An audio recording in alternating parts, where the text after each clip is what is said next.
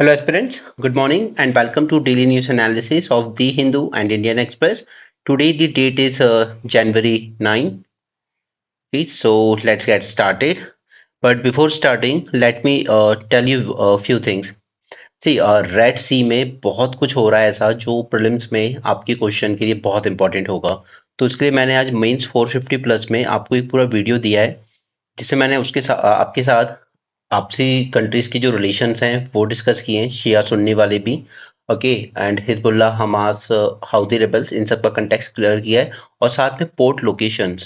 ठीक है, ये बहुत इंपॉर्टेंट है। उसके बाद इसराइल से हम लोग एक और जो ऑल्टरनेटिव कैनाल बनाने का एक प्रपोजल है स्विस कैनाल के अगेंस्ट, बैन गुरियन कैनाल, ठीक है, उसके बारे में हमने बात की है। नेगेव डेजर्ट से गुजरता है, नेगेव डेजर्ट देखा और हमने कई सारे पोर्ट्स की लोकेशन देखी है जो कि आपको मैच द फॉलोइंग में एग्जाम में पूछी जा सकती है कि किस कंट्री में लाई करता है। तो उस वीडियो को जरूर देखना, वो बहुत इंपॉर्टेंट है, डोंट मिस इट। एंड आज का द हिंदू आपके लिए काफी ज्यादा इंपॉर्टेंट होगा बिकॉज इसमें इजिली 4 से 5 इश्यूज ऐसे हैं जिस पर बहुत अच्छी क्वालिटी का क्वेश्चन बन सकता है प्रीलिम्स के लिए। ओके, सो इस वीडियो को पूरा एंड तक देखना एंड मे बी थोड़ा सा लेंदी हो सकता है डिस्कशन बिकॉज मैंने इसमें काफ़ी सारी एक्स्ट्रा चीज़ें डाली हैं क्योंकि मैंने आपको बोला है कि हमारा जो प्रीलिम्स रिवीजन भी चल रहा है ना, इट इज़ इनकम्प्लीट विदाउट, अगर आप ये बाकी चीज़ें नहीं देख रहे हैं, चाहे वो ब्रेन स्टॉर्मिंग हो, न्यूज़पेपर एनालिसिस हो, अगर आप वो ना देख के आप सिर्फ सोच रहे हैं कि प्रीलिम्स के वीडियो रिवीजन वीडियो देख के मेरा काम हो जाएगा, तो ऐसा नहीं है।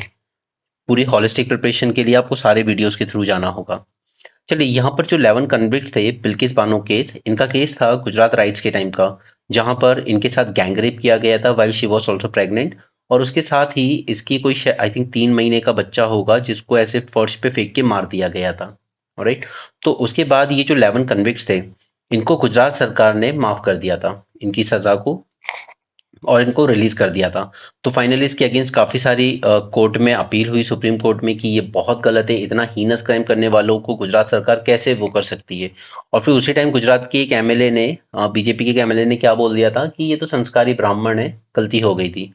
राइट, तो यहाँ पर टू जज bench of supreme court it reprimanded BJP government in Gujarat for acting in tandem with the prisoners to order their early release after usurping the power. The man told to report back to jail in a fortnight, ठीक है, 15 days के अंदर उनको report करना होगा वापस jail में। But अभी सारे के सारे अपने घर से मिसिंग है और फैमिली कुछ बोल नहीं रही है उस पर। Rule of law does not mean the protection of fortunate few. Okay, ये जस्टिस नागरत्ना ने कहा है। And Gujarat did not have the jurisdiction to grant this remission. Alright, तो ये आपकी एग्जाम पॉइंट ऑफ व्यू से इंपॉर्टेंट नहीं है, ह्यूमैनिटेरियन पॉइंट ऑफ व्यू से जानना ठीक है, बट वैसे इंपॉर्टेंट नहीं है। इंडिया मॉल्डीव्स जो कमेंट किए हैं इन्होंने प्राइम मिनिस्टर पे, उसी की वजह से जो हमारे रिलेशंस हैं वो और ज़्यादा डाउन हिल चले गए। इसके बारे में मैंने आपको 3-4 बातें जो मैं आपको बार बार रिवाइज कराता रहता हूँ। प्रेसिडेंट मुइजी जो अभी इलेक्शन जीत कर आए, इन्होंने अपने इलेक्शन के टाइम चलाया था इंडिया आउट कैंपेन। राइट, तो कहीं ना कहीं थोड़ा सा एंटी इंडिया स्टांस वो रखते हैं। तो ये प्रेजेंट गवर्नमेंट में जो 3 डेप्यूटी मिनिस्टर थे वो भी इसी आइडियोलॉजी पे चल रहे थे शायद। ओके, सेकंड थिंग इज कि इन्होंने जो इंडिया की मिलिट्री प्रेजेंस थी उसको निकलवा दिया है कि आप यहाँ पर अपनी मिलिट्री प्रेजेंस नहीं रखेंगे, थोड़ी सी भी नहीं रखेंगे। दूसरा, हमारा इनके वाटर के अराउंड जो हाइड्रोलॉजिकल सर्वे करती थी हमारी शिप्स, ठीक है, तो उसको रिलेटेड जो एग्रीमेंट था उस एग्रीमेंट को भी इन्होंने कैंसिल करा दिया है। और फाइनली अब प्राइम मिनिस्टर पर जो डिस्परेजिंग कमेंट्स किए गए वो इस डिप्लोमेटिक रिलेशंस को और डाउनहिल ले जाते हैं। ठीक है, क्योंकि हमारे प्राइम मिनिस्टर गए थे लक्षद्वीप और वहां पर वो प्रमोट कर रहे थे कि यहाँ की ब्यूटी काफी अच्छी है। तो इसी लक्षद्वीप को प्रमोट करने के लिए अब इसराइल की एम्बेसी ने भी एक ट्वीट किया एक्स पर, यानी कि ट्विटर पर। Embassy of Israel stepped into the case and posted photographs of Lakshadweep on social media. ठीक है, तो ये इसराइल इंडिया को, इसलिए कई बार आपको मेंस में इस तरह का क्वेश्चन मिल जाता है कि both are natural allies. Okay, तो उसमें फिर आपको सारे एंगल्स वो सब डालने होते हैं। तो इस तरह की चीजें हम लोग ब्रेनस्टॉर्मिंग सेशन में डिस्कस करते हैं। ब्रेनस्टॉर्मिंग सेशन कोई नोट्स देना या कुछ कंटेंट याद कराने का स्टेप नहीं है। ठीक है, उस इनिशिएटिव का मतलब है कि आपके ब्रेन को उस तरीके से ट्रेन किया जाए थ्रू आउट द ईयर, या जो 2025 की बात कर रहे हैं जो बच्चे मेंस के लिए। ओके, तो जब आप 8 से 18 महीने ब्रेन स्टॉर्मिंग हर इश्यूज पर अलग अलग एंगल से देखते हो कि इसके चैलेंजेस क्या होने चाहिए, ठीक है, इसमें इश्यूज क्या आ रहे हैं, या इसके लिए गवर्नमेंट क्या मेजर्स ले रही है, या मुझे और क्या फर्दर स्टेप्स लेने चाहिए, इस तरह की जब आप ब्रेन करते हो ना, तो वो आपको उस तरह से ट्रेन कर देता है कि आप मेंस में क्वेश्चन की जो एग्जैक्ट डिमांड होगी उसको हैंडल कर पाओगे यूपीएससी में। ओके, इसलिए ब्रेनस्टॉर्मिंग ये कोई ऐसी चीज नहीं है कि मैं टेस्ट ज्वाइन कर लूंगा और 8-10 टेस्ट लिख लूंगा मेरा काम हो जाएगा, नहीं ऐसा नहीं है। ये रोज की प्रैक्टिस से आएगा आपको, और उसके बाद ही आप यूपीएससी में देखेंगे कि मेंस आपके लिए काफी ईजी हो जाएगा। ऑलराइट, उसी की तरह से यहाँ पर एक ओपनहाइमर मूवी आई थी जिसने गोल्डन ग्लोब अवार्ड जीते हैं यहाँ पर। ठीक है, तो यहाँ पर इसको अवार्ड मिला है, मतलब कई कैटेगरीज में अवार्ड मिला है। बट ये गोल्डन ग्लोब जो अवार्ड है, ये अवार्ड वगैरह जो स्पोर्ट्स के हो चाहे इसके हो, इससे क्वेश्चन तो आ रहे हैं आजकल, 1-2 क्वेश्चन आपको पिछले 2 साल के प्रीलिम्स में मिल रहे हैं। बट वो मैं आपको बाद में लास्ट में अलग से करा दूंगा प्रीलिम्स के रिवीजन में, अभी कराने की जरूरत नहीं है। यहाँ पर डीजीसीए ने रिवाइज किए हैं कुछ ड्यूटी नॉर्म्स फॉर पायलट, क्योंकि इनको इनको क्या है कि थोड़ा बर्डन ज्यादा पड़ रहा था। There were concerns raised by the pilots over mounting fatigue. So DGCA revised the norms regulating their duty hours by reducing nighttime flying and enhancing the weekly rest. तो थोड़ा सा हम DGCA के बारे में जान लेते हैं। Directorate general of civil aviation, ये एक अटैच्ड ऑफिस है। It is an attached office under ministry of civil aviation. Okay, it is a regulatory body जो सिविल एविएशन के सेफ्टी इश्यूज के साथ डील करता है, उसको रेगुलेट करता है। पायलट्स और इनकी जो कंडीशन ऑफ सर्विस होती है उनको रेगुलेट करता है। It is responsible for regulation of air transport service to and from within India and for enforcement of civil air regulation, air safety, airworthiness standard. It coordinates all the regulatory function with international civil aviation organisation. ठीक है, तो ये DGCA का है, ministry of civil aviation के under में आता है, एक अटैच्ड ऑफिस है उसका। चलो आगे बढ़ते हैं, आज के न्यूज़पेपर में काफी कुछ काम का है, हमें काफी चीज जाननी होगी। यहाँ पर न्यूज है with respect to Krishnaraja Sagar dam. ठीक है, क्योंकि यहाँ पर हाई कोर्ट ने फाइनली स्टेप इन किया है, कर्नाटका में है ये डैम।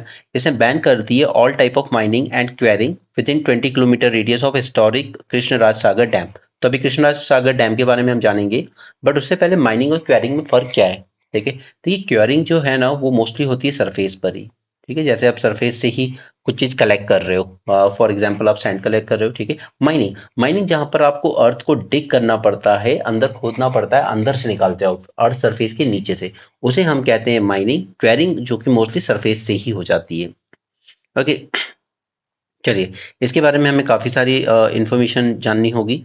फर्स्ट, कृष्णराज सागर। देखिए सबसे पहला इंपॉर्टेंट पॉइंट है कि it is a gravity dam. Alright, it is located below the confluence of river Kaveri and its tributary Hemavati and Lakshman Tirtha. ठीक है, in district of Mandya and Karnataka. तो ये याद रखिएगा, ग्रेविटी डैम में, ग्रेविटी डैम क्या होते हैं वो अभी अब मैं बताऊंगा आपको। ठीक है, कन्फ्लुएंस पर बनी हुई है रिवर कृष्णा और उसकी 2 ट्रिब्यूटरी हेमावती एंड लक्ष्मण तीर्थ पर। ठीक है, यहाँ पर ये डैम बना हुआ है। Next, usage. तो वाटर, इस डैम से जो वाटर है उसको इरिगेशन के लिए यूज किया जाता है, मैसूर और मांड्या डिस्ट्रिक्ट के ड्रिंकिंग वाटर पर्पज के लिए यूज किया जाता है। It ensures power supply to Shivna Samudra Hydroelectric Power Station, and water released from this dam flows into the state of Tamil Nadu and is stored in Mettu Dam. Okay, तो जब आगे river जाती है और इसके नीचे जब तमिलनाडु में जाते हैं तो वहां पर जो पानी आता है मेट्टू डैम है तमिलनाडु में। ठीक है, ये भी याद रखिएगा। History. It was constructed during rule of Maharaja of Mysore, that is Krishnaraj Vadiyar IV, and was named in his honor. The construction began in 1911 and completed in 1931, and this dam was designed by M. Vishweshwaraya. Okay, ये आप जानते भी होंगे कि इनका बहुत important role था हमारे सेकेंड 5 ईयर प्लान में। ठीक है, इन्होंने कहा था कि हैवी इंडस्ट्रियलाइजेशन की तरफ जाना चाहिए इंडिया को, और इन्होंने ही डिजाइन किया था इस कृष्णराज सागर डैम को। तो चलिए साथ में रिवर कावेरी के बारे में भी कुछ बातें जान लेते हैं। कावेरी, या फिर इसको इस तरीके से भी लिखा जाता है CAUV। ठीक है, सेक्रेट रिवर है साउथ इंडिया की, इसे कहा जाता है Ganga of south India. Origin होता है इसका ब्रह्मगिरी हिल्स जो कि वेस्टर्न घाट में है। ठीक है, साउथ ईस्ट डायरेक्शन में फ्लो करती है और इसकी लेंथ है 765 kilometre through state of Karnataka and Tamil Nadu, और इसलिए कावेरी को लेकर डिस्प्यूट चलता रहता है इन दोनों स्टेट्स में। ऑलराइट, देन इसका बेसिन एक्सटेंड होता है Tamil Nadu, Karnataka, Kerala and union territory of Puducherry. River finally drain कर जाती है बे ऑफ बंगाल में at Poompuhar in the Mayiladuthurai district of Tamil Nadu. Left bank tributaries देख लेते हैं अब। ठीक है, ये लेफ्ट बैंक राइट बैंक ये दोनों मैटर करती हैं हमारे लिए। Left bank Harangi, Hemavati, Shimsha and Arkavati, ये हो गई लेफ्ट बैंक। अब ये left bank right bank confuse मत होना, अगर रिवर इस डायरेक्शन में फ्लो कर रही है ना तो फिर इस तरफ देखिए, और ये हो जाएगा आपका लेफ्ट बैंक, ये हो जाएगा आपका राइट बैंक। ठीक है, इस तरीके से डिसाइड करते हैं हम लोग। रिवर जिस डायरेक्शन में जा रही है उधर फेस कीजिए अपना, और फिर देखिए लेफ्ट कौन सा है राइट कौन सा है। तो left bank tributary Harangi, Hemavati, Shimsha, Arkavati. Right bank tributaries की बात करें तो लक्ष्मण तीर्थ, कब्बनी, सुवर्णवती, भवानी, नोवेल एंड अमरावती। ठीक है, तो जो बोल्ड लेटर्स में लिखी है एटलीस्ट उतनी जरूर याद रखिएगा, अगर पूरी याद नहीं रख सकते तो। ग्रेविटी डैम क्या होता है इसके बारे में जान लेते हैं। तो gravity dam is a type of dam structure design to withstand the force of water pressure solely through its weight. ठीक है, अपने खुद के वेट के प्रेशर पर डिपेंड रहता है ये। It relies on massive weight and resistance to sliding to hold back the force of the water and maintain the stability. Gravity dam are commonly built in locations where there is a solid foundation of bedrock और rock formation that can support their weight effectively. Okay, तो ये उन areas में नहीं बनाया जा सकता जहां पे कि जो रॉक है, अंडरलेइंग रॉक है, वो थोड़ा सॉफ्ट टाइप का है। ठीक है, हार्ड रॉक होना जरूरी है इसके लिए। चलिए, तो हमने इस न्यूज से अपना यूपीएससी कंटेक्स्ट निकाल लिया, कृष्णराज सागर डैम के बारे में जान लिया, कावेरी के बारे में जान लिया। ओके, अब यहाँ पर है कॉफी को लेकर। तो हमें जानना चाहिए कॉफी बोर्ड के बारे में, क्योंकि इससे रिलेटेड क्वेश्चन पहले भी आए, और कॉफी किन कंडीशंस में ग्रो की जाती है, ये दो बातें यहाँ से जाननी होंगी। तो चलिए इसको भी जान लेते हैं। Coffee. India is sixth largest producer. Okay, this is the first thing you should remember. Sixth largest producer, और हाईएस्ट प्रोड्यूसर कौन है तो वो ब्राजील है। उसके बाद Vietnam, Colombia, Indonesia, Ethiopia, Honduras, ये सब अलग बात है। ठीक है, अब यहाँ पर ना एक रिपोर्ट आई थी जिसने कहा था कि ये जो साउथ इंडियन कॉफी ब्लेंड है इसके हेल्थ बेनिफिट्स पाए गए हैं काफी। Health benefits. तो ये साउथ इंडियन कॉफी ब्रांड बनता कैसे? ये बनता है by mixture of coffee and chicory powder. I don't know how to pronounce that. Okay, chicory powder. It gives a blend of unique flavor and characteristic. तो ये chicory क्या है? ये एक तरह की हर्ब है which is native to Europe and Asia.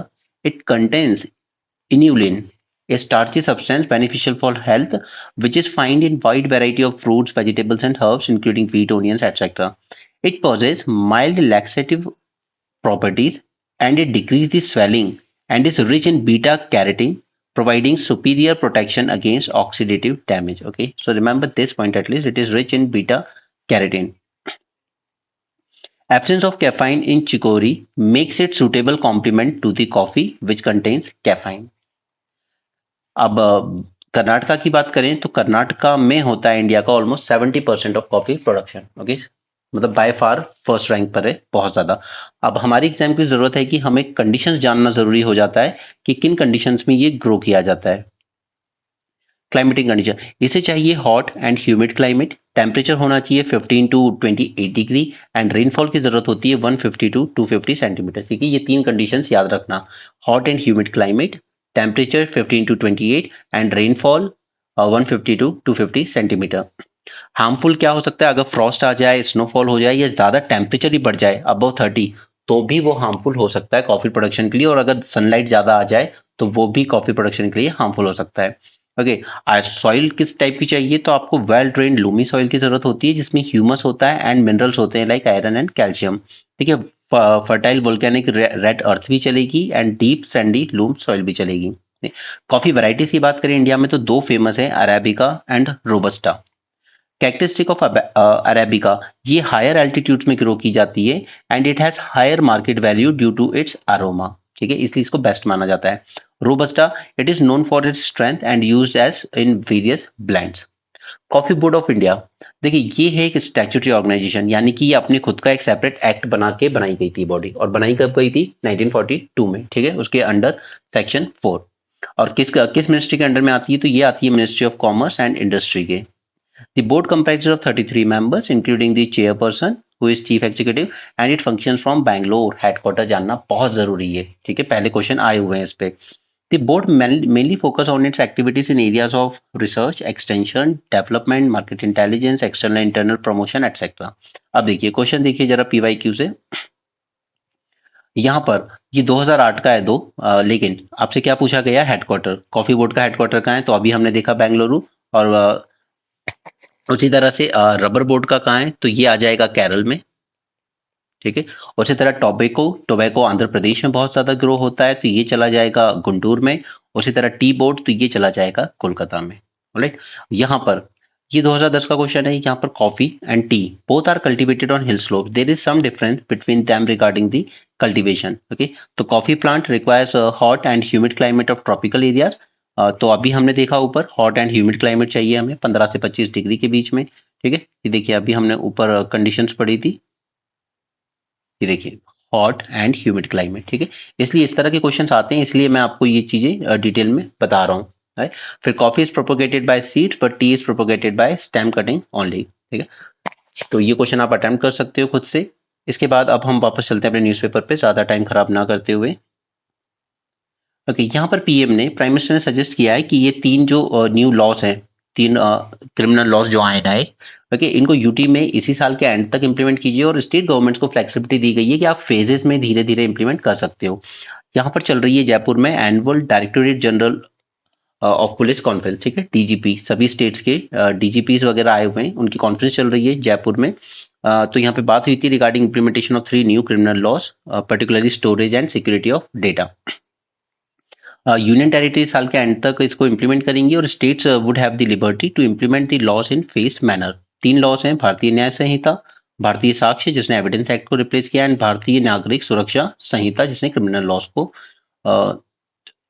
Replace किया है। Now chances of data theft, अब क्योंकि कल प्राइम मिनिस्टर ने क्या कहा था कि डंडा नहीं डेटा से गवर्नेंस करनी है पुलिस को।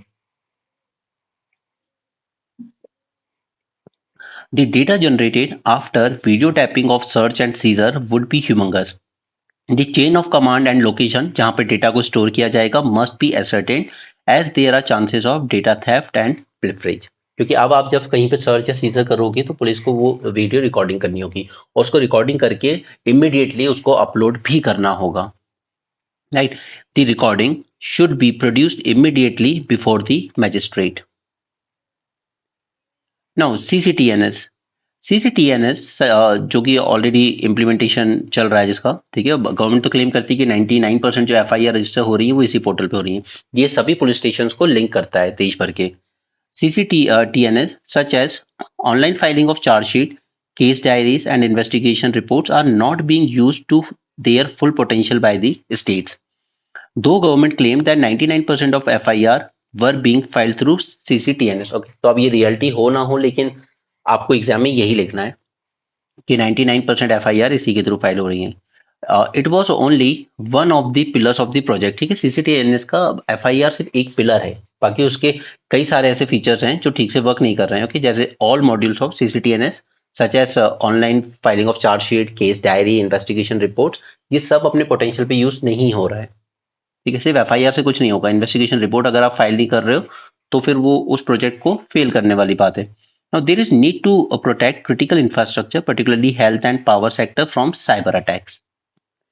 नॉर्थ ईस्टर्न स्टेट्स के जो डीजीपी थे उनका कहना था कि देखिए we have a porous border with Myanmar, ठीक है, and there is lack of mechanism, so joint task force will help in curtailing the insurgency. But जो भी स्टेट्स है नॉर्थ ईस्ट के ये सब सिलोस में वर्क कर रहे हैं and inter state consultation becomes difficult. और मैंने आपको बताया था कि म्यांमार के साथ हम जो 16 किलोमीटर का जो वो परमिट है इधर उधर जाने का उसको अब क्लोज करने वाले हैं। ठीक है, क्योंकि म्यांमार में सीरियसली प्रॉब्लम ज़्यादा चल रही है, वहाँ पे जो लड़ाई चल रही है। ये फ्री मूवमेंट रिजीम जो है म्यांमार के साथ 16 किलोमीटर बॉर्डर, ठीक है, इधर म्यांमार की तरफ और 16 किलोमीटर हमारी तरफ, ये ओपन होती है क्योंकि यहाँ पे रहने वाले बॉर्डर एरिया में रहने वाले लोगों के एथनिक टाइज है। ठीक है, तो उनका आना जाना लगा रहता है। काउंटर इंसर्जेंसी, बॉर्डर गार्डिंग, ये सब पे ध्यान देने की जरूरत है। ट्राइबल अपराइजिंग कुछ जगहों पे हो रही है तो इसको एक्सपेडिशियसली हैंडल करने की जरूरत है ताकि ये आउट ऑफ कंट्रोल ना जाए। एग्जाम्पल मैंने कल आपको दिखाया था हसदेव का, वहाँ पे कोल माइन दी गई है अडानी ग्रुप को जिसके लिए जंगल काटा जाएगा। ठीक है, तो उसके अगेंस्ट काफी लोग प्रोटेस्ट कर रहे हैं। नेक्स्ट इज इलीगल माइग्रेशन, तो यहाँ पे इन्होंने कहा भी था कि जरा इन्वेस्टिगेट कीजिए कि कैसे 6000 रोहिंग्यास जो म्यांमार से आए वो जम्मू तक पहुंच गए। ठीक है, जम्मू में जाके वो रह रहे हैं, तो ये कैसे हुआ। नाउ नेक्स्ट है यहाँ पर अब मणिपुर गवर्नमेंट ने कहा है कि कुकीज जो थे उनको निकालिए एसटी लिस्ट से। ठीक है, जोमिस उनको भी निकालिए एसटी के कैटेगरी से, और जो मिताई है जो वहाँ की डोमिनेंट कम्युनिटी है इनफैक्ट उसको एसटी में इंक्लूड करना चाहते हैं वो। ठीक है, तो ये मणिपुर गवर्नमेंट की रिक्वेस्ट आई है। Manipur government has asked by the centre to examine the representation of seeking deletion of Chin Kuki from the list of scheduled tribes. Okay, Meitei group, they are seeking inclusion in the community on the ST list. Okay, क्योंकि इनका ये कहना है कि ये जो कुकीज है ना, they are not indigenous to Manipur, तो इनको यहाँ से निकालिए एसटी की लिस्ट से। द प्रोसेस ऑफ इंक्लूजन और exclusion from ST list requires the proposal to originate from state government. अब देखिए, सेंटर अगर इसको इंक्लूड करेगा अभी एसटी में, तो पहले प्रपोजल स्टेट गवर्नमेंट की तरफ से आना जरूरी है। अभी मैं आपको बताऊंगा इसकी डिटेल्स भी। Indigeneity should be the principal criterion for defining STs in the country. तो चलिए मैं आपको इसकी डिटेल्स दे देता हूँ कि कैसे प्रोसेस क्या होता है आखिर इनको इंक्लूड करने का। The process to include the tribes in the ST list begins with a recommendation from the respective state government. Okay, this is the first point you should remember. फिर ये भेजा जाता है ट्राइबल अफेयर्स मिनिस्ट्री को, जो इसको review करती है और सेंड कर देती है रजिस्ट्रार जनरल ऑफ इंडिया को अप्रूवल के लिए। इसके बाद ये पूरा proposal registrar general of India से अप्रूव होने के बाद ये जाएगा national commission for scheduled tribe. ठीक है, वो अप्रूव करेगी इसको, और फिर फाइनली ये लिस्ट भेजी जाएगी कैबिनेट को फाइनल डिसीजन के लिए, और तब जाकर कोई ट्राइब को एसटी लिस्ट में इंक्लूड किया जाता है। अभी हम इसके कॉन्स्टिट्यूशनल प्रोविजन भी देखेंगे, लेकिन उससे पहले मैं चाहूंगा कि आप ये देख लीजिए, ये वो ट्राइब्स हैं जो न्यूज में थे इस बार। ठीक है, नरीकोरावन एंड कुरी विकरन, ये तमिलनाडु के ट्राइब्स हैं, क्योंकि इस तरह के क्वेश्चन यूपीएससी आपसे पूछ सकता है। ठीक है, this is the tribes from Tamil Nadu. उसी तरह से Binjhia, Binjhia is a tribe from Chhattisgarh, ये मैच द फॉलोइंग में आपको पूछे जा सकते हैं। बेटा कुरुबा, बेटा Kuruba is a tribe from Karnataka. Alright, उसके बाद गोंड कम्युनिटी, तो ये उत्तर प्रदेश, और ये उत्तर प्रदेश के साथ साथ मध्य प्रदेश में भी मिलती है। एंड हत्ती ट्राइब, थोड़े दिन पहले ही मैंने आपको न्यूज़पेपर में बताया था, हत्ती ट्राइब ये कहाँ से आती है, हिमाचल प्रदेश से। ठीक है, तो ये आपको मैच द फॉलोइंग में प्रीलिम्स से पूछी जा सकती है, इसलिए याद रखिएगा, जैसे ये पहले भी पूछी गई है। यहाँ देखिए, क्वेश्चन फ्रॉम 2013, लिम्पू, करबी, डोंगरिया कोंड, बोंदा, ये सब ये मैच द फॉलोइंग में दी गई थी। और ये पहले तो फिर भी ठीक था कि यहाँ पे आपको ऑप्शंस इस तरीके के नहीं है। अब आपको जो ऑप्शंस आते हैं कि only 1 match is correct, only 2 match is correct, only 3 is correct, या ऑल 4 इज करेक्ट, या नन इज करेक्ट। ठीक है, तो अब आप जब तक आपको चारों के चारों नहीं पता होंगे ना, तो अगर बाकी 3 आपको पता भी हो तो भी यहाँ तो फिर भी एलिमिनेशन का स्कोप है 2013 में, बट 2022 से एलिमिनेशन का स्कोप ही खत्म कर दिया यूपीएससी। तो इसलिए ये आपको सारे के सारे ही याद होने चाहिए। अगर एक भी ऐसा आ गया जो आपको नहीं पता है, 3 पता है, तो अटेम्प्ट नहीं कर पाओगे। चलिए कॉन्स्टिट्यूशनल प्रोविजंस देख लेते हैं कि कॉन्स्टिट्यूशनल नॉर्म्स क्या हैं, कैसे हम इसको इंक्लूड करते हैं एसटी में। कॉन्स्टिट्यूशन, पहली बात, सबसे पहला, the constitution does not define the criteria for recognition of scheduled tribe. ठीक है, this is the first point you should remember. Hence the definition contained in 1931 census was used in the initial year after independence. Clear है यहाँ तक? Then, however, Article 366(25) 366(25) of the Constitution only provides the process to define scheduled tribes। जो ऊपर हमने जो process देखा ना, वो सब निकल के आता है इस आर्टिकल नंबर से। क्लियर है यहाँ तक? Article 366 clause 25। Scheduled tribe means such tribes or tribal communities or part of or groups within such tribe or tribal communities as are deemed under article 342 of schedule tribes for purpose of this constitution. ठीक है, तो article 342 में जिनको माना गया है tribe, उन्हीं को इसमें शेड्यूल ट्राइब लिस्ट में ऐड किया जाएगा। तो अब ये आर्टिकल 342 क्या है उसको देख लेते हैं। Now, the president may, with respect to any state or UT, and where it is a state after consultation with governor or by public notification, specify the tribes or the tribal communities or part of or group within tribes or tribal communities as scheduled tribe in relation to that state or union territory. Okay, so the power lies with the president. ठीक है, तो article 342 ने जिन लोगों को tribe माना होगा, उन्हीं को ट्राइब मान लिया जाएगा अंडर आर्टिकल 366। ओके, क्योंकि ये सिर्फ प्रोसेस बताता है कि कैसे किनको कंसिडर करना है। मतलब अगर कोई क्लेम कर रहा है कि हमें ट्राइब में डिक्लेयर कीजिए, हमें शेड्यूल ट्राइब डिक्लेयर कीजिए, तो उसका प्रोसेस सिर्फ इस आर्टिकल में दिया गया है। बट एग्जैक्टली ट्राइब होंगे कौन, तो वो बताता है हमें आर्टिकल 342। ओके, अब इसके बाद 5th शेड्यूल और 6th शेड्यूल आपको पता होगा। 5th and 6th schedule, 5th applies to administration with and control of scheduled areas and scheduled tribes in other states other than AMTM। ठीक है, असम, मेघालय, त्रिपुरा, मिजोरम। और 6th शेड्यूल जो है वो डील करता है इन 4 से AMTM वाले स्टेट से। ठीक है, तो ये टॉपिक भी हमने कवर कर लिया। वापस आते हैं अपने न्यूज़पेपर पे। ठीक है, डीआरडीओ ने एक काउंटर ड्रोन सिस्टम रेडी किया है। क्यों? क्योंकि ड्रोन आजकल बहुत ज्यादा यूज हो रहे हैं। एक तो हाउदी रेबल्स जो वहां पर यूज कर रहे हैं अटैक के लिए, ठीक है, वो एक एग्जांपल है। दूसरा, हमारे यहाँ भी पंजाब और जम्मू कश्मीर में काफी सारी प्रॉब्लम है, क्योंकि इन ड्रोन्स का पाकिस्तान साइड यूज कर रहा है ड्रग्स इधर भेजने के लिए और आर्म्स एंड एम्यूनिशन भेजने के लिए, राइट। तो अब इन ड्रग्स को काउंटर करने के लिए हमें क्या करना होगा? हमें कुछ ऐसा सिस्टम डिवाइस करना होगा जो इन ड्रोन्स को मार गिराए। अरे, तो डीआरडीओ ने वो काउंटर ड्रोन सिस्टम तैयार भी किया है, और उसके अलावा ये टेक्नोलॉजी एक प्राइवेट फर्म से शेयर भी की है। Now, the counter drone system developed by DRDO is ready for production and already demonstrated to armed services and other internal security agencies. ठीक है, ड्रोन बेस्ड सिस्टम, एक तो ड्रोन भी तैयार करता है डीआरडीओ, ठीक है, अच्छे ड्रोन इंटेलिजेंस सिक्योरिटी और आर्मी के यूज के लिए, और उसके साथ साथ एंटी ड्रोन सिस्टम भी रेडी किया है ताकि सामने वाले दुश्मन के जो ड्रोन है उनको काउंटर किया जा सके। DRDO has developed a comprehensive integrated anti-drone system which comprises detection, identification, and neutralization of the drone. The identification and neutralization of an intruding drone on our land border also. तो यहाँ पर transfer of technology के तहत इसने DRDO ने technology develop की है और हैंड ओवर कर दी है प्राइवेट इंडस्ट्रीज को, जैसे बीएल, अडानी, एल&टी, आईकॉम, इन सबको, ताकि वो इस टेक्नोलॉजी को यूज करके इस सिस्टम को अब कमर्शियलाइज कर सकेंगे। ओके, और मैं आपको पहले भी मैंने आपको बताया है कि इंडिया में जो रिसर्च एंड डेवलपमेंट पे जो पैसा खर्च होता है उसका 70% तो गवर्नमेंट की तरफ से होता है कि, यानी कि अभी भी हमारे यहाँ जो प्राइवेट फर्म्स हैं वो रिसर्च एंड डेवलपमेंट में इतना ज़्यादा कुछ इन्वेस्ट नहीं कर रहे हैं। तो चलिए, वो अगर नहीं कर रहे हैं तो एटलीस्ट अगर यहाँ पे गवर्नमेंट कर रही है तो at least with transfer of technology के थ्रू गवर्नमेंट वो जो पैसा इन्वेस्ट किया उसको रिकवर तो कर सकती है ना। तो दैट इज गुड थिंग कि चलिए वो इन्वेस्ट नहीं कर रहे हैं तो आप इन्वेस्ट कीजिए रिसर्च एंड डेवलपमेंट में। एक कंट्री जब आगे बढ़ती है रिसर्च एंड डेवलपमेंट में तो पहला स्टेप गवर्नमेंट को ही लेना पड़ता है, पब्लिक फंड से ही होती है वो research and development. Now, the technology is capable of countering attacks, soft kill and hard kill, or all type of drones, okay, including micro drones. Next, DRD is also focusing on the high-end drones. Tapas MALE, ये एक UAV जिसको बनाया जा रहा है for reconnaissance application, जासूसी वगैरह के लिए।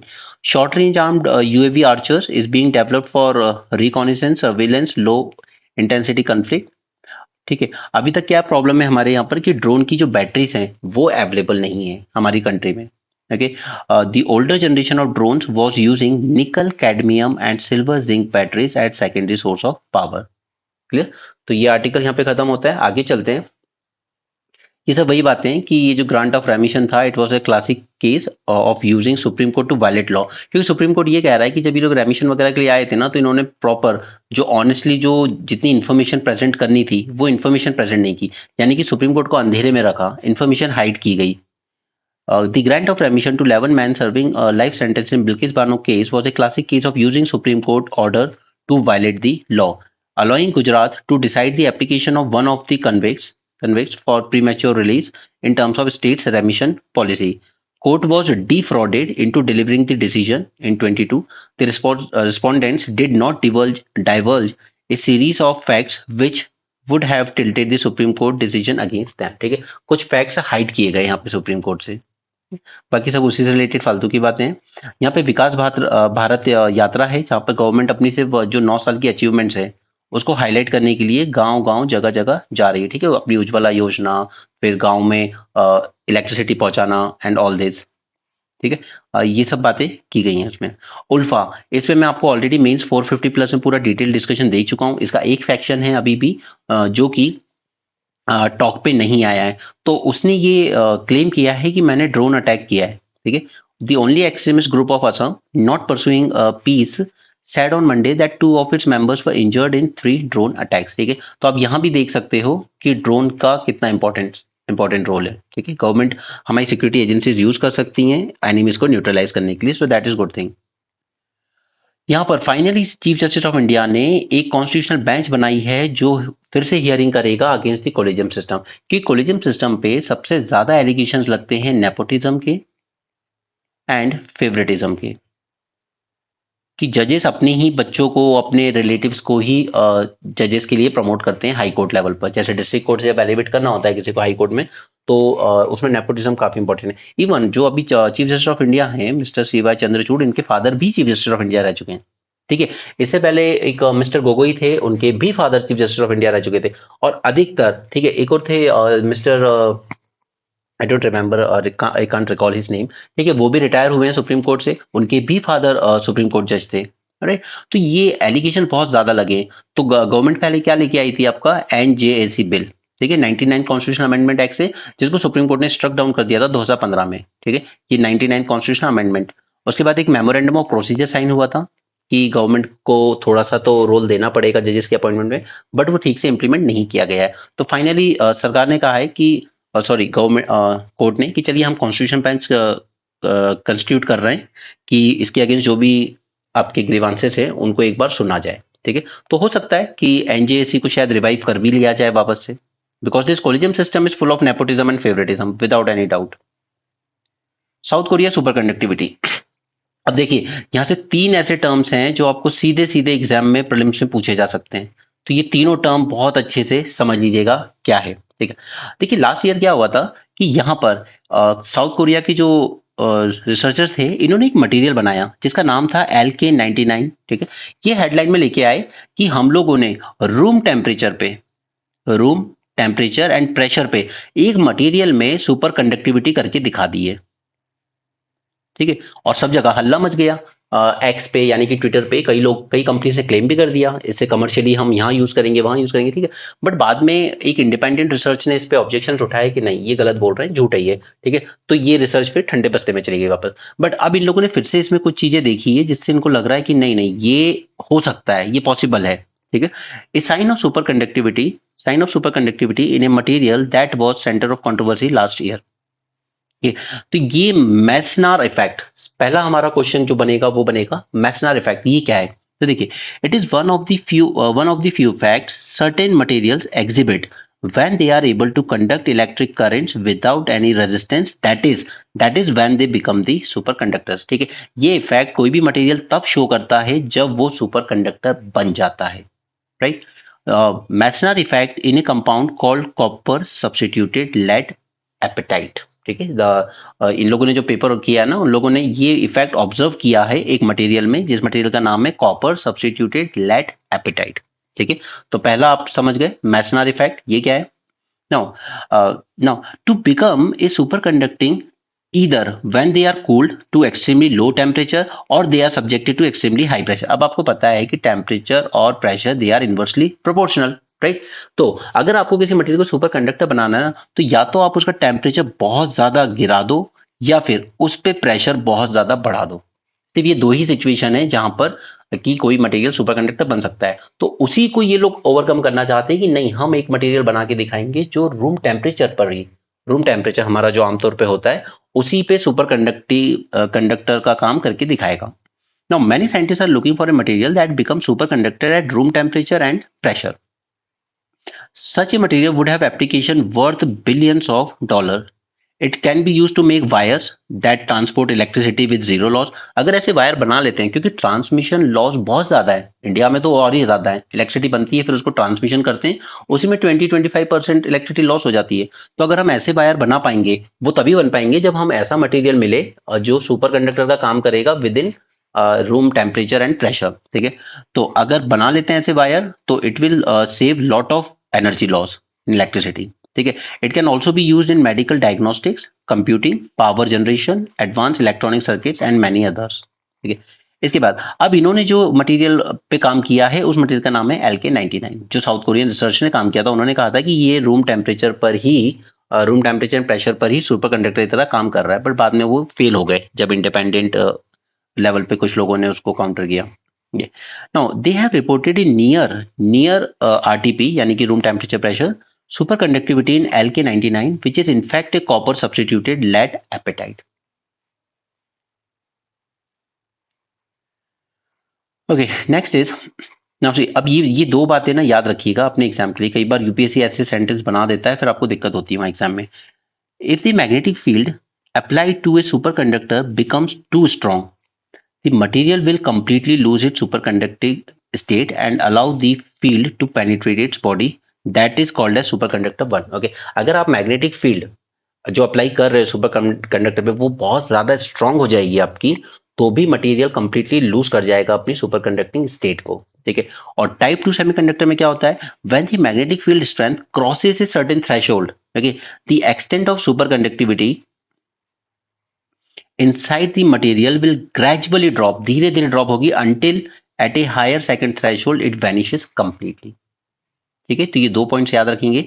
Now when you apply an increasingly strong magnetic field to a suitable material it becomes increasingly magnetise, ठीक है, ये हम लोगों ने स्कूल लेवल पे पढ़ा है। When you slowly tune down the magnetic field, however, the material's magnetism doesn't retrace its path downward but take a separate one, ठीक है। जब हमने मैग्नेटिक फील्ड लगाई तो उसने एक पाथ लिया, फिर जब उस मैग्नेटिक फील्ड को हम हटा रहे हैं तो वो वापस से उसी पाथ से नहीं आ रहा बल्कि कुछ और पाथ ले रहा है। यानी कि आप एक माउंटेन पे चढ़े पहले कार से और फिर जब आप रिटर्न हो रहे हो तो आपने कोई दूसरा रोड ले लिया, ठीक है, पैरेलल रोड बट दूसरा रोड, ठीक है। तो वो वाली हालत होती है यहाँ पे।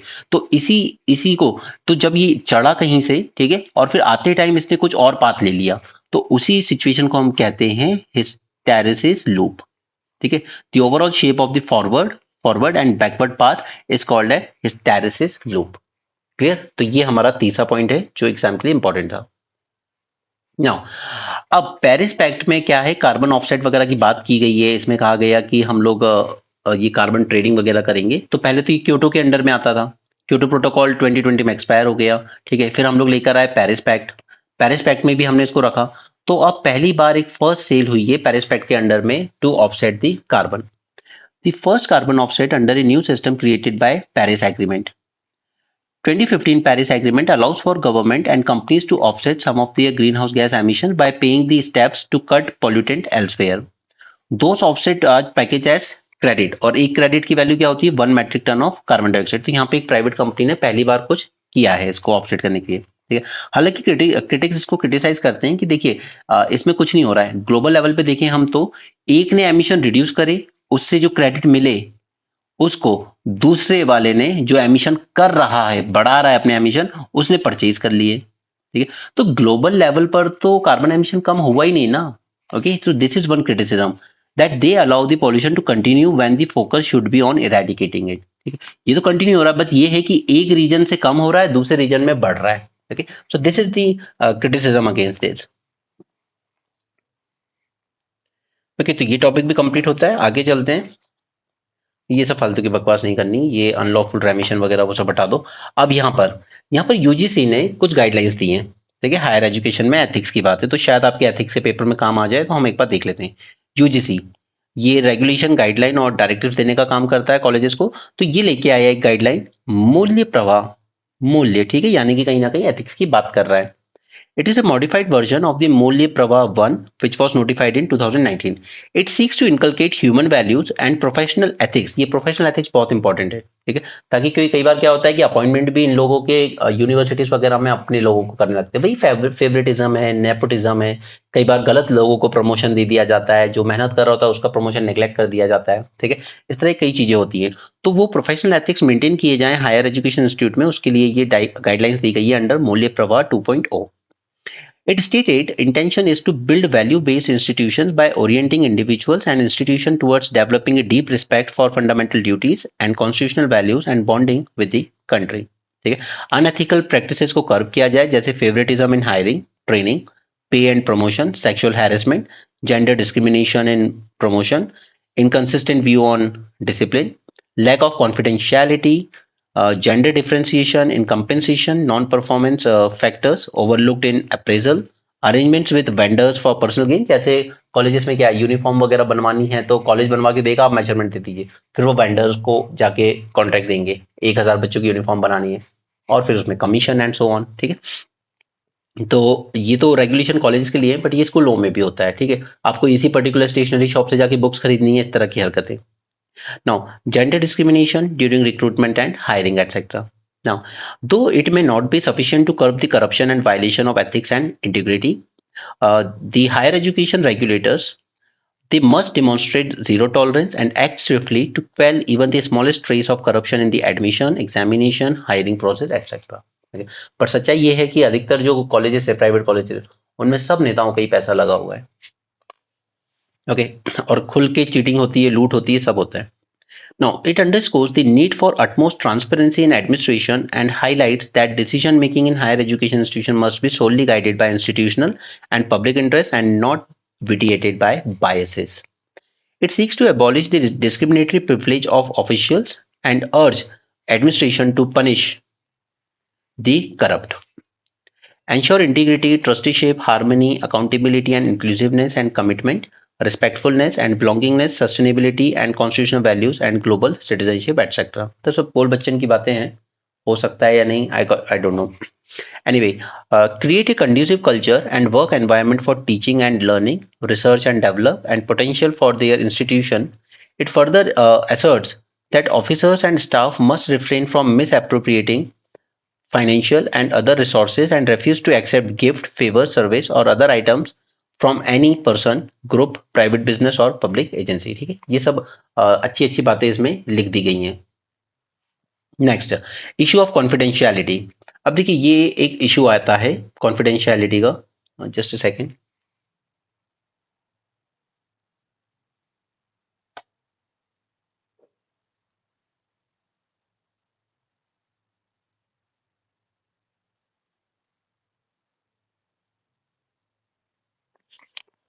Okay. The emphasis on the need for importance of maintaining the confidentiality of information is basic। अब देखिए यहाँ पर जब आपको ट्रांसपेरेंसी लानी चाहिए, अकाउंटेबिलिटी आनी चाहिए, वहां पे आप एम्फेसाइज क्या कर रहे हो, कॉन्फिडेंशियलिटी को। सो ये थोड़ा सा काउंटर कर जाता है राइट टू इन्फॉर्मेशन को, which is an instrument to ensure the accountability. आपको अकाउंटेबिलिटी प्रमोट करनी चाहिए हायर इंस्टीट्यूशंस में, ना कि confidentiality. In fact, it must be mandated to voluntarily disclose all the critical information and subject themselves to public scrutiny। Right, तो यहाँ पर ये गाइडलाइन कुछ गलत बात करती है। Now they must be put up there annual reports and audited accounts in the public domain. This will deter the malpractices and go a long way in restoring public confidence in the working of the institution. Teachers play a crucial role in shaping the character, personality, and career of the student. They must act as a role model and set example of good conduct. Okay. Now, Mulya prefer to expect the staff and student unions to support the administration in development activities and raise issues in a dignified manner. Now, this is a problem. Raise issue in a dignified manner. ये इसको define करिए जरा, क्या होता है dignified manner. अगर college सुन नहीं रहा है बच्चों की, ठीक है, सपोज कि गलत तरह के चार्जेस लिए जा रहे हैं, सपोज कॉलेज कैंटीन है जहां पर बाहर जो चीज मिलती है उसी को एग्जीक्यूट करके बेचा जा रहा है, प्राइस ज्यादा ली जा रही है। वो चीज आपने एक बार कंप्लेन की, दो बार कंप्लेन की, बट अगर मान लीजिए कि वेंडर्स के साथ साठ गांठ है कॉलेज वालों की, ठीक है, और आपकी बातें इग्नोर की जा रही बार बार, तो फिर आपको कहीं ना कहीं प्रोटेस्ट का ही सहारा लेना होगा। ठीक है, या तो फिर आप वहां से आदत डाल लीजिए बर्दाश्त करने की, कि गलत को भी बर्दाश्त करना सीख लो। ठीक है, प्रोटेस्ट का सहारा लेना होगा। अब प्रोटेस्ट को अगर आप कहोगे कि देखिए आपने अपनी कंसर्न डिग्निफाइड मैनर में रेस नहीं किया, तो ये एक इशू है इस गाइडलाइन में कि क्या है डिग्निफाइड मैनर। अगर हमारी बात अच्छे से नहीं सुनी जा रही तो फिर क्या करें हम। ठीक है, जैसे एसएससी के बच्चे 2009 में 19 में सिलेक्ट हुए थे, 2022 तक उनको ज्वाइनिंग नहीं दी, अल्टीमेटली उनको प्रोटेस्ट पे बैठना पड़ा। फिर आपने कहा कि गवर्नमेंट को ठीक से रेस कीजिए, बच्चों ने ट्विटर कैंपेन चलाया, ठीक है, तब कुछ ब्यूरोक्रेट्स ने कहा कि ये बच्चे ऑफिसर बनेंगे जो इस तरह की हरकतें कर रहे हैं ट्विटर पे। तो सर आप 3 साल किसी बच्चे को सिलेक्ट होने के बाद वेट करवा रहे हो, तो फिर क्या करेगा वो। राइट, तो ये सपोर्ट कीजिए एडमिनिस्ट्रेशन को, डिग्निफाइड मैनर में अपने इशू रेस कीजिए, पर डिग्निफाइड मैनर में रेस कब तक करें अगर 3-3 साल तक कोई सुनेगा नहीं। Association and unions of the stakeholders are pressure group. They act as a pressure group to exert collective influence to protect the rights and interests of their members. Right? Each stakeholder must be allowed to proactively participate in protecting, preserving, and promoting the culture and standards of their institution. As the guideline does not define or delineate what is dignified manner, it entails the provision could be misused to threaten, shun, silence, or least undermine the collective voices. The threat is real and imminent. Associations and unions of teachers, staff, and students have often been banned and suspended on slightest pretext. इस example JNU में भी हुआ था ऐसा। ठीक है, it is obvious that the provisions such as these may cause more harm than the good. Okay, चलिए आगे चलते हैं। Understanding EU carbon border tax. अब देखिए ये जो CBAM है ना, कार्बन बॉर्डर एडजस्टमेंट मैकेनिज्म, ये मैंने आपको समझाया था। सपोज कि ये EU है, ठीक है, ये उसका एरिया है। यहाँ पर है इंडिया, यहाँ पर है चाइना, ठीक है। तीनों जगह पर स्टील का प्रोडक्शन हो रहा है, बट इंडिया में नॉर्म्स लैक्स है, ठीक है। आपको कोई अलग से टेक्नोलॉजी लगाने की जरूरत नहीं है कि वो सल्फर को कैप्चर कर ले, एमिशन को कैप्चर करे, यानी कि यहाँ पर जो कॉस्ट ऑफ प्रोडक्शन होगी स्टील बनाने की वो कंपैरेटिवली कम होगी, सस्ता बनेगा यहाँ पे, ठीक है, कॉम्पीट कर पाएगा बाहर के मार्केट में। सेम विद चाइना, यहाँ पे एनवायरमेंटल लैक्स होंगे, नॉर्म्स इतने स्ट्रांग नहीं होंगे, कॉस्ट ऑफ प्रोडक्शन कम होगी, कॉम्पिटेटिव हो पाएगा, ठीक है। ईयू में एनवायरमेंटल नॉर्म्स टफ है, ठीक है, एनवायरमेंटल नॉर्म्स टफ है। यहाँ पे आपको टेक्नोलॉजीज यूज करनी पड़ेंगी आपको, ताकि एमिशन कम से कम हो, ठीक है। सल्फर को फिल्टर करने के लिए वो सब लगाना पड़ेगा एंड ऑल दैट। ओके, तो ईयू में अब यहाँ पे जो स्टील प्रोड्यूस हो रहा होगा ना, उसकी कॉस्ट ऑफ प्रोडक्शन क्या हो जाएगी, हाई, ठीक है। तो अब यहाँ पे महंगा बन रहा है, यहाँ पे सस्ता बन रहा है, तो इंडिया से अगर इंपोर्ट हो रहा है स्टील तो वो तो सस्ता हो रहा है, तो फिर वहां के जो लोग होंगे वो कौन सा खरीदेंगे, जो सस्ता आ रहा है। सपोज अभी के लिए मान लीजिए कि क्वालिटी सेम है दोनों की, तो जो सस्ता होगा वो बिकेगा, तो फिर ईयू की जो इंडस्ट्रीज है वो कॉम्पीट नहीं कर पाएंगे, उनको लॉस होगा ना। तो इसीलिए ये इंपोर्ट जो सस्ता आ रहा है, सपोज कि ये 20 रुपए सस्ता है, ठीक है, तो इस पे 20 रुपए का अलग से टैक्स लगाया जाएगा, जिसको कहा जाएगा carbon border adjustment mechanism, okay. यानी कि ईयू के बाहर की कंट्री से आने वाली कोई चीज को यहाँ पर एडिशनल टैक्स देना होगा, ताकि लेवल प्लेइंग फील्ड क्रिएट की जा सके। क्लियर है। European Union carbon border adjustment mechanism intends to tax carbon intensive products coming into EU from 2026, ठीक है। अभी इसने 2 फेज में लॉन्च किया है इसको। फर्स्ट फेज स्टार्ट हो चुका है 1 अक्टूबर 23 से, ट्रांजिशनल फेज है, और फिर जो 26 से होगा वो एक परमानेंट फेज शुरू हो जाएगा, ठीक है। Carbon tax on import is an ill concept, ये इंडिया का कहना है कि इससे तो आप एक तरह से टैक्स बैरियर लगा रहे हो यहाँ पे, ठीक है। इसका लगाने का लॉजिक क्या है ईयू का, to achieve the target of 55% reduction in greenhouse gas emission by 2030 1990 level पर, ठीक है, under European green deal.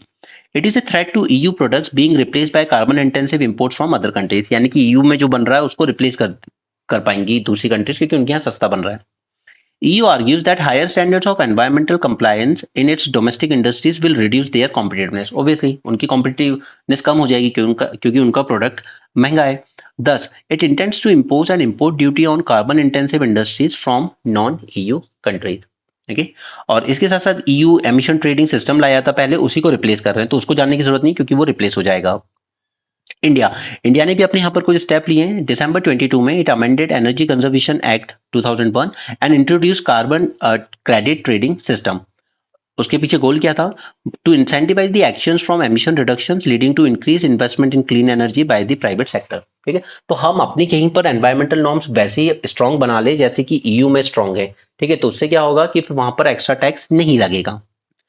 Now इसको हम लोग कहते हैं green credit programme rule notified by ministry of environment in 23। The scheme is aimed to encourage more environmentally proactive actions, ताकि हम लोग अपने यहीं पर नॉर्म्स को थोड़ा सा बेटर बना लें, ठीक है। इंडिया के ऑप्शंस क्या हैं अब ये टैक्स तो लगना ही है वहां पर, ठीक है। इंडिया से जो प्रोडक्ट जाएगा उस पर एक्स्ट्रा टैक्स पे भी करना पड़ेगा, तो इंडिया के पास ऑप्शन क्या है। पहला, पहले तो इंडिया के लिए प्रॉब्लम ये है कि 27% of India export of iron steel and aluminium, ठीक है, जो कि काफी ग्रीन हाउस एमिशन होते हैं जिनमें, यहाँ पे जो प्रोडक्ट जाते हैं ना उसका हमारे टोटल जाते हैं एक्सपोर्ट इन तीन चीजों के, उसका 27% यूरोप में जाता है, ठीक है, वर्थ 8.2 बिलियन, ठीक है। तो ये इम्पैक्ट होगा डेफिनेटली, और स्टील तो ग्रेटली अफेक्टेड होगा। तो इंडिया का कहना है कि ये वायलेट कर रहा है कॉमन बट डिफरेंशिएटेड रिस्पॉन्सिबिलिटी का जो प्रिंसिपल है सीबीडीआर उसको, ठीक है, कि आप एक डेवलपिंग कंट्री के प्रोडक्ट्स पे क्यों इस तरह की चीज लगा रहे हो। सेकंड सेकंड इंडिया ईयू के साथ डील कर सकता है कि आप कलेक्ट कर लीजिए ये टैक्स और रिटर्न कर दीजिए ये फंड इंडिया को वापस से, या दूसरी जो भी कंट्रीज से आ रहा है नॉन ईयू से, ठीक है, इन्वेस्ट कर दीजिए उनको वापस, कि लीजिए ये फंड आप रखिए और ग्रीन टेक्नोलॉजीज में इंप्लीमेंट कीजिए, ठीक है, वहां पे खर्च कीजिए इस फंड को। तो ये एक प्रैग्मेटिक सॉल्यूशन है। India has already challenge the CBM before WTO, क्योंकि ये एक तरह की ट्रेड रेस्ट्रिक्शन लगा रहा है। UK has also declared the enforcement of its own CBM by 2027, ठीक है। तो ये यूरोपियन यूनियन लगा रहा है, और यूके जो कि अब अलग हो चुका है यूरोपियन यूनियन से, वो कह रहा है हम भी इसको लगाएंगे 2027 से। अब ये आपके लिए बहुत इंपॉर्टेंट टॉपिक है आज का, इससे डेफिनेटली क्वेश्चन बनेगा, जीआई टैग, ठीक है। 17 प्रोडक्ट्स को ऐड किया गया है, जैसे for example Dongria Kondh shawl Orissa से है, सुंदरबन हनी वेस्ट बंगाल से, ठीक है। ये क्या जीआई टैग क्या सिग्निफाई करता है, specific geographical origin and persist qualities और a reputation that are due to that origin. What is GI tag, तो तिरुपति लड्डू है, ठीक है, उनको भी मिला हुआ है, नागपुर के ऑरेंजेस को भी मिला हुआ है, एप्लीकेंट को प्रूव करना होता है कि यूनिक है हमारा प्रोडक्ट, इस जियोग्राफिकल लोकेशन के यूनिक है। बट अब यहाँ पे एक पॉइंट नोट कीजिए जो आपको प्रीलिम्स में दिक्कत देगा कि लड्डू बन रहा है या बनारसी पान बन रहा है, तो बनारसी पान बन रहा है उसको जीआई टैग मिला हुआ है, बट जरूरी नहीं है कि वो जो पान का पत्ता है ना वो भी वहीं पे ग्रो हो रहा हो। उसी तरह अगर यहाँ पे लड्डू बन रहे हैं तिरुपति में, तो जरूरी नहीं है कि लड्डू में लगने वाला हर रॉ मटेरियल वो उसी एरिया में प्रोड्यूस हो रहा हो, राइट। ये पॉइंट याद रखिएगा।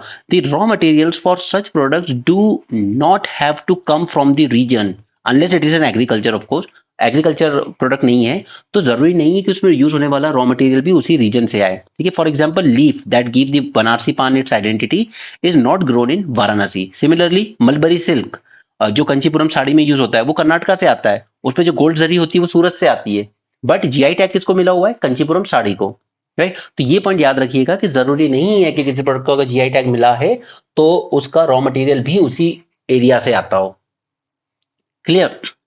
34 classes of products can get GI tag. Every state in India has at least one GI tag. अब ये पॉइंट याद रखिएगा, इस तरह के पॉइंट स्टेटमेंट्स में आएंगे। यूपीएससी आजकल स्टेट आर्टिकल्स के बीच में से ही क्वेश्चन उठाता है। Every state in India has at least one GI tag. If a state has more GI tag compared to another, it doesn't necessarily mean that it is more culturally rich. This is the second point you should remember. Okay. Now सबसे ज्यादा कहां पर है GI tag? Tamil Nadu में है, उसके बाद second पे है उत्तर प्रदेश, थर्ड पे है कर्नाटका, फोर्थ पे है केरल और फिफ्थ पे है महाराष्ट्र। ओके। कोयम्बटूर का वेट ग्राइंडर जो कि इडली का जो पेस्ट बनता है ना उसको ग्राइंड करने के लिए बनाया जाता है, ठीक है, उसको मैन्युफैक्चर कैटेगरी में जीआई टैग मिला हुआ है। अब देखिए सबसे ज्यादा जीआई टैग कहाँ मिले हैं? हैंडीक्राफ्ट कैटेगरी में, उसके बाद कहाँ मिले हैं? एग्रीकल्चर कैटेगरी में, ठीक है। तो ये याद रखिएगा। उसके बाद मिले हैं फूड स्टफ्स में। किन किन कैटेगरीज में दे दिए जाते हैं मोस्टली? हमने ऊपर देखा कि अराउंड कितनी हो सकती है, 34 classes of products can get GI tag, ठीक है। कैटेगरीज क्या क्या हो सकती हैं? हैंडीक्राफ्ट हो सकते हैं, एग्रीकल्चर हो सकते हैं, फूड प्रोडक्ट्स हो सकते हैं, मैन्युफैक्चर्ड हो सकते हैं। अरे तमिलनाडु नंबर 1, उत्तर प्रदेश सेकंड, कर्नाटका, केरल, महाराष्ट्र। तो ये जो दो पॉइंट मैंने आपको यहाँ बताए ये बहुत अच्छे से याद रखिएगा एग्जाम के लिए। और तीसरा ये वाला कि रॉ मटेरियल भी वहीं से आता हो ये जरूरी नहीं है। तो ये 3 पॉइंट्स आपको बहुत अच्छा क्वेश्चन बना के देंगे, ठीक है। नेक्स्ट है इंडिया की सर्जिकल केयर को थोड़ा सा नेग्लेक्ट किया जाता है। Health management information system classify surgeries which do not require general or spinal anaesthesia as minor surgeries, ठीक है। जब तक ये दो चीजें ना हो, स्पाइनल एनेस्थीसिया वगैरह की जरूरत ना हो तो उसको माइनर सर्जरी माना जाता है। और minor surgery account for quarter of all the surgeries, okay। Right to access the surgeries. Now, globally, almost 5 billion people around the world are deprived of fundamental right to access surgery when required. More than 90% of rural Indians are estimated to not have access to the surgery. तब उसके पीछे reasons क्या है? पहला कि they are unable to reach the hospital, first because lack of facilities, poor road network या vehicle नहीं है उनके पास, lack of timely access, okay, and this is more common in rural as well as hilly areas. Second, they are not they don't have the necessary resources for the treatment, like जैसे surgeon नहीं है वहां पर, ठीक है, anaesthetist नहीं है या क्लिनिकल स्टाफ ही नहीं है। This is more true for tier 2 cities and rural areas. Third, capacity to perform the enough surgeries undermined by disparities. अब हमारे यहाँ की एजुकेशन क्वालिटी क्या है वो तो आप जानते हैं, ठीक है। तो कई बार उनके पास वो कैपेबिलिटी नहीं होती सर्जरी परफॉर्म करने की। क्वालिटी ऑफ सर्जिकल केयर, जो training of surgeons, availability of necessary equipment and presence of appropriate peri operative care, ठीक है। ये सारे पॉइंट्स अभी बस एक बार देख लो, ये मैं ब्रेनस्टॉर्मिंग है आपके साथ ये टॉपिक जरूर डिस्कस करूंगा मेंस के लिए। Absence of universal health care coverage and limited surgical care capability, free or subsidise care, financial impact. Private hospitals में जाना तो मतलब डिवास्टेटिंग है, ठीक है। वो तो मतलब समझो आप इतने इतने हाई एक्सपेंसेस आएंगे कि सब कुछ बदल जाएगा जिंदगी में उसके बाद। Over last 7 decades, India's focus on surgical care has been limited, with little attention in the most recent National Health Policy 2017. The lack of investment in data for monitoring and evaluation of surgical care indicators have also been a major roadblock. Okay. यहाँ पर तहरीक तालिबान पाकिस्तान आपको पता ही है, ऊपर अफगानिस्तान है, ठीक है, वहां पे रूल कर रहा है तालिबान। उसी की एक ब्रांच है जो कि पाकिस्तान मानता है कि तालिबान सपोर्ट कर रहा है इसको इनडायरेक्टली, और ये बॉम्ब ब्लास्ट वगैरह करता रहता है पाकिस्तान में। और ये होना ही था क्योंकि तालिबान को काफी हिम्मत आ गई, अगर हम एक देश जीत सकते हैं और अपना राज स्थापित कर सकते हैं तो हम पाकिस्तान में भी कर सकते हैं ये चीज, ठीक है। तो वो वहां पर बॉम्ब ब्लास्ट वगैरह करता रहता है। पोप पोप कह रहे हैं there should be a ban on surrogate parenting, ठीक है, क्योंकि इनको लगता है कि ये बहुत ही इनह्यूमन टाइप की चीजें।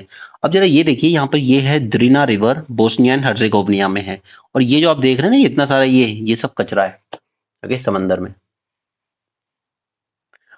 ये मिस्टर मुइजी पहुंच गए हैं चाइना में, ठीक है। इनकी पहली विजिट कहाँ पे थी? टर्की, जो कि पूरी तरीके से एंटी इंडिया स्टांस रखता है, और दूसरी विजिट इन्होंने की चाइना में। जबकि लॉन्ग हेल्ड ट्रेडिशन ये था कि मालदीव्स में जब भी कोई प्रेसिडेंट बनता था ना, सबसे पहली विजिट उसकी इंडिया में ही होती थी।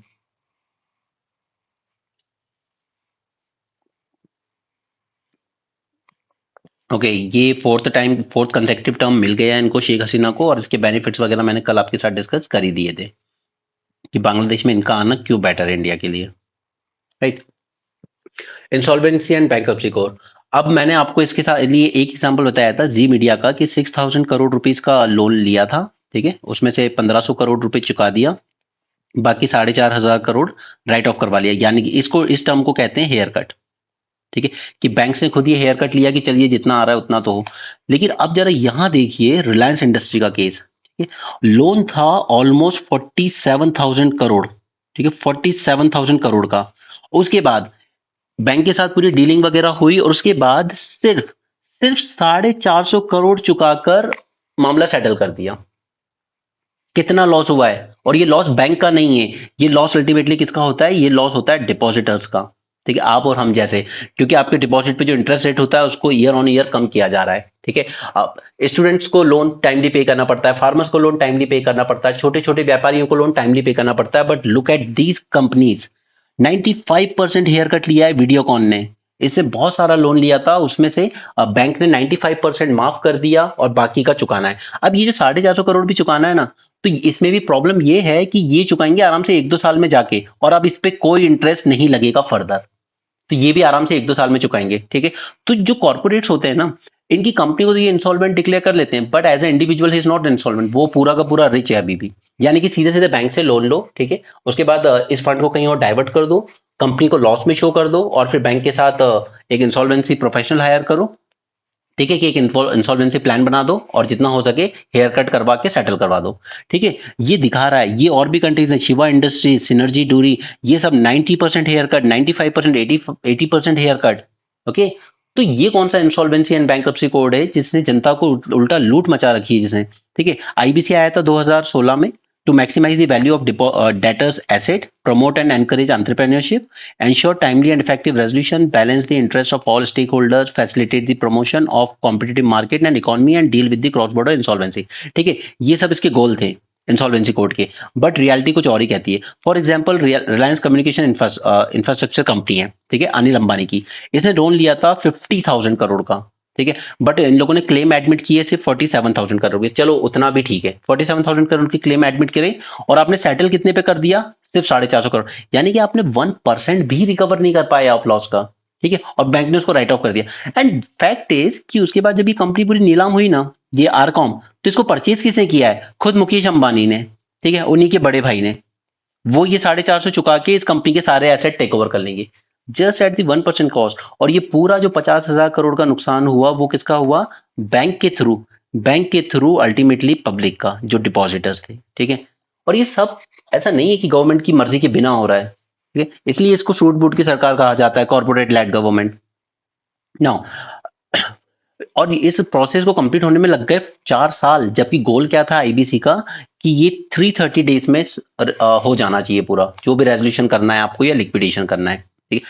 Financial creditor should ideally get the principal and interest. For example Essar group को भी जब पूरा खत्म हुआ इसका सेटलमेंट पूरा, तो आप हार्डली बैंक रियलाइज कर पाया 12% अमाउंट, जितना दिया था लोन उसका हार्डली 12%, ठीक है।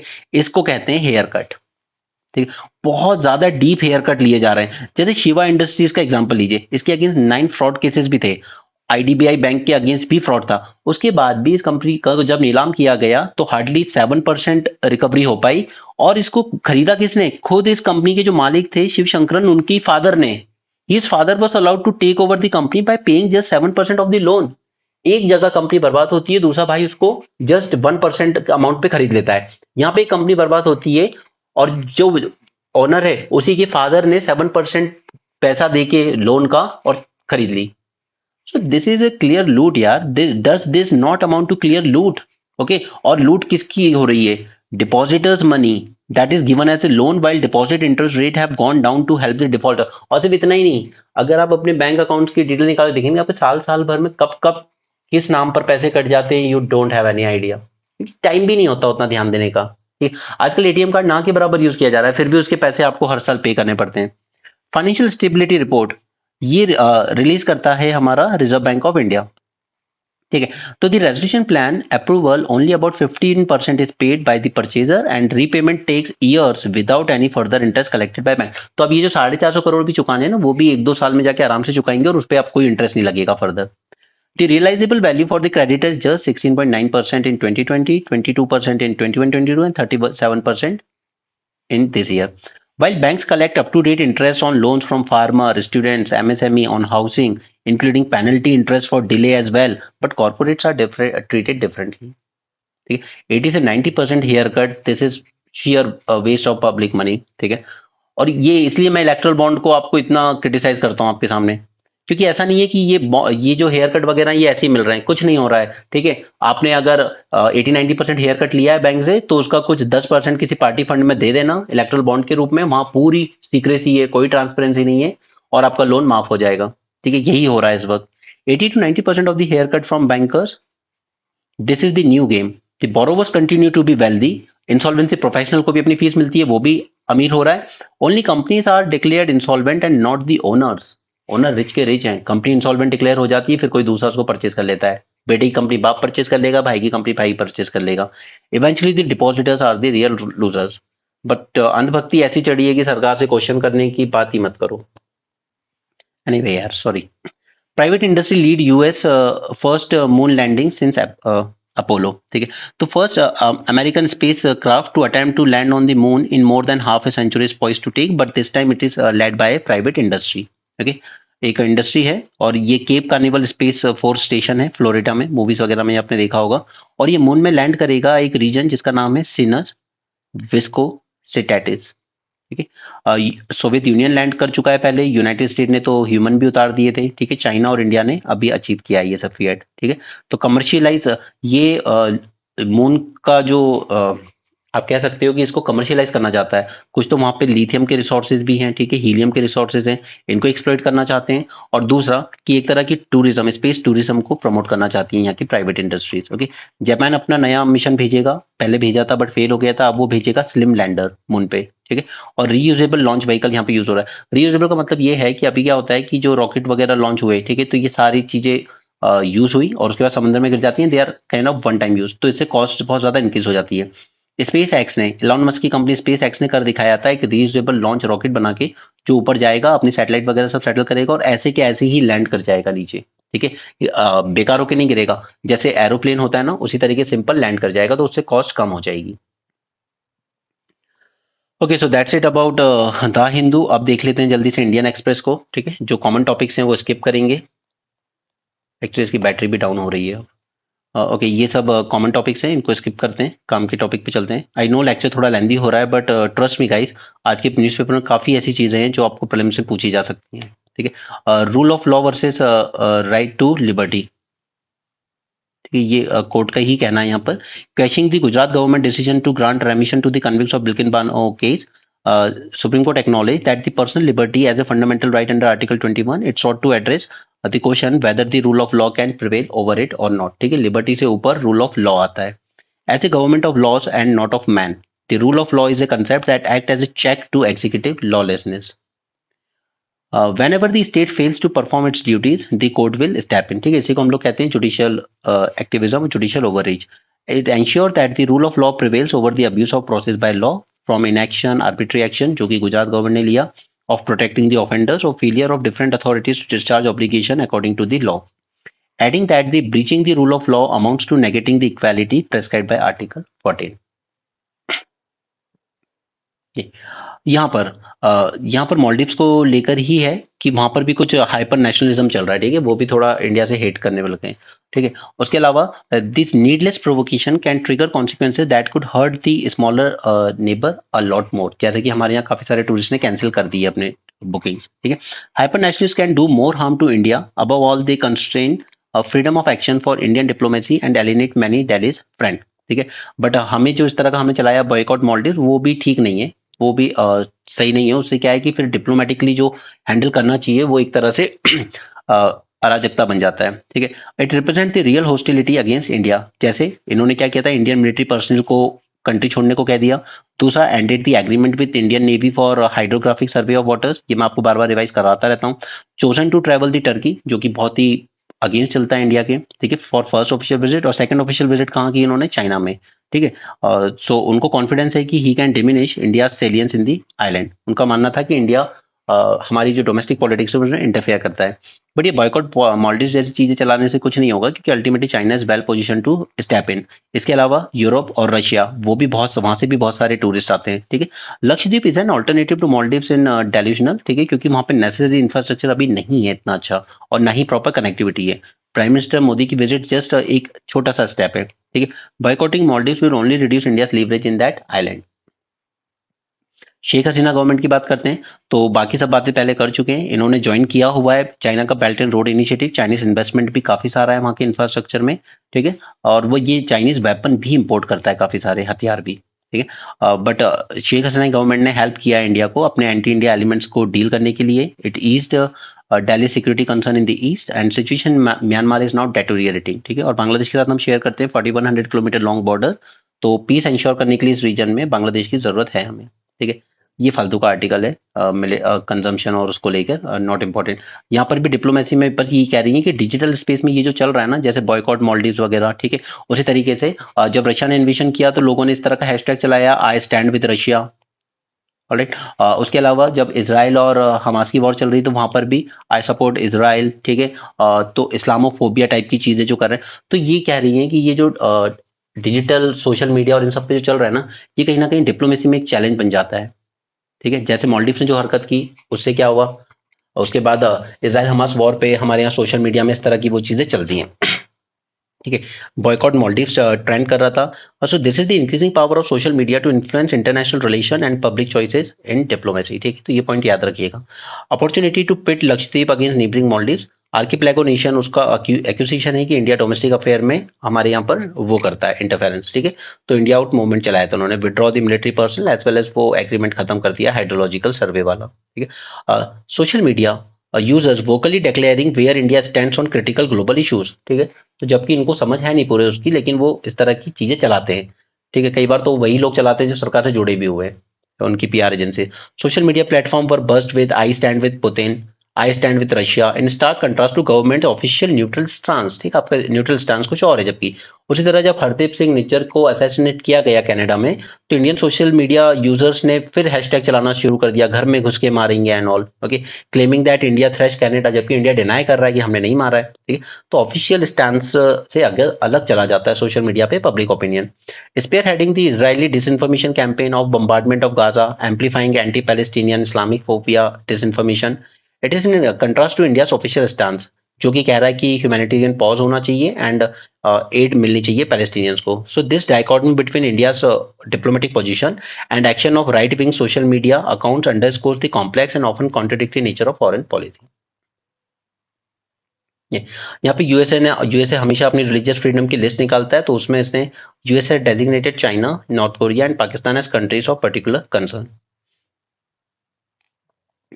ठीक है। यहाँ पर हाइपरसोनिक क्रूज मिसाइल में फर्क जानना चाहिए, तो ये मैं आपको अगली बार बताऊंगा, क्योंकि आज सेशन ऑलरेडी थोड़ा लेंदी हो चुका है। सो आज हम उसकी बात नहीं करेंगे। बाकी इकोनॉमी पेपर में ऐसा कुछ काम का नहीं है। यहाँ पर भाई जियोग्राफिकल इंडिकेशन टैग की बात है, तो यहाँ पर सिर्फ ये नाम देख लीजिएगा, ठीक है। कपगंदा शॉल उड़ीसा से आती है, कोरापुट जीरा राइस कोरापुट से आता है, ठीक है। उस तरह उड़ीसा से खजूरी गुड़ा भी आता है, सिमलीपाल काई चटनी ये भी उड़ीसा से ही है, ठीक है। नयागढ़ ब्रिंजल, धनकेनी मगजी लड्डू, ठीक है, ये सब वहीं से आता है, ठीक है। तो इनको जीआई टैग मिला हुआ है, सिर्फ एक बार नजर डाल लेना, कई बार आ जाता है कि इनमें से कौन सा जीआई प्रोडक्ट है। आदित्य एल1 पे हम ऑलरेडी काफी बातें कर चुके हैं पिछले 2 दिन में, so we are not going to dwell into it once again, okay. So that's it for this session, okay. But before signing off please that today is the last day, because अब बच्चों ने कुछ request किया था एक दो ने that they will pay इन 1 और 2 डेज, सो मैंने उसको एक्सटेंड किया था। But today is the last day, अगर आप कोर्स ज्वाइन करना चाहें तो कर सकते हैं। उसमें आपको सारी चीजें मिलेंगी, मेंस 450 प्लस के लेक्चर्स मिलेंगे, आपको ब्रेन स्टॉर्मिंग्स के वीडियो डिस्कशन मिलेंगे, जो कि आपको अल्टीमेटली मेंस में हेल्प करेगा। आपको न्यूज़पेपर के साथ ये जो एक्स्ट्रा इन्फॉर्मेशन दी जाती है इसकी पीडीएफ मिल जाएगी उसमें, ठीक है। एंड साथ साथ आपको स्टैटिक सिलेबस रिवीजन की वीडियोस प्लस करंट अफेयर के रिवीजन वीडियोस मिलेंगे 2024 प्रीलिम्स की प्रिपरेशन के लिए। ओके, उसके अलावा जो भी इंपॉर्टेंट एमसीक्यूज वगैरह होते हैं करंट अफेयर बेस्ड या स्टैटिक बेस्ड, वो मैं आपको वहाँ पे प्रैक्टिस कराता रहता हूँ। Okay, so all this come at a cost of 3000 and valid till your prelims. Okay. So that's it for this session. Thanks for joining. Have a great day and keep learning.